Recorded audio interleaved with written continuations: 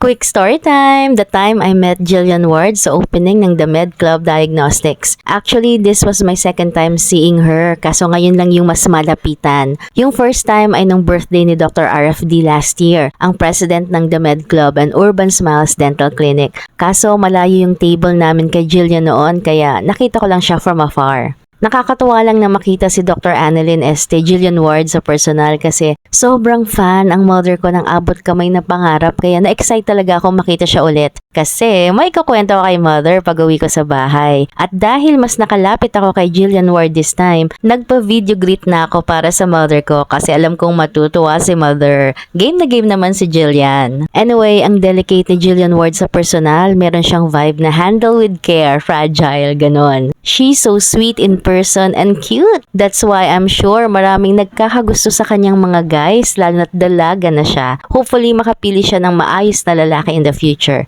Stay sweet and more power in your career, Jillian Ward. Yun lang.